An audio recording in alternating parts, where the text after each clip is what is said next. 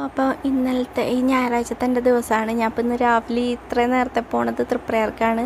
അതായത് നമ്മുടെ ദാസൻകുട്ടി വന്നിട്ടുണ്ട്, തെച്ചിക്കോട്ടുകാവ് ദേവിദാസൻ. അപ്പോൾ തൃപ്രയാർ രാവിലത്തെ ശീവേലി എടുക്കാൻ വന്നതാണ്.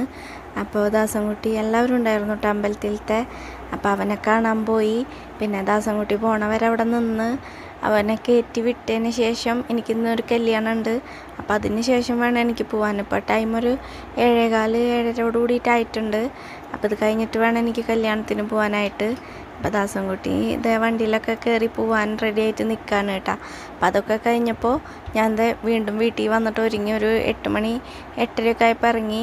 എന്നിട്ട് 9 മണിയായി. പിന്നെ രാമേട്ടനും അമ്മയും എല്ലാവരും ഉണ്ടായിരുന്നു കല്യാണത്തിന്. ഇപ്പോൾ ഒരു ഫ്രണ്ടിൻ്റെ കല്യാണമായിരുന്നു കേട്ടോ. അപ്പോൾ ഞങ്ങൾ എല്ലാവരും ഉണ്ടായിരുന്നു. അപ്പോൾ അവിടെ നിന്ന് പോയി നല്ല സദ്യ കഴിച്ചു. അടിപൊളി ഫുഡായിരുന്നു, എനിക്ക് നല്ല ഇഷ്ടമായി. അപ്പോൾ ഞങ്ങളെല്ലാവരും ഒരു സെൽഫിയൊക്കെ എടുത്തു, വീട്ടിലെത്തി കിടന്നു. അത്രയേ ഉള്ളൂ.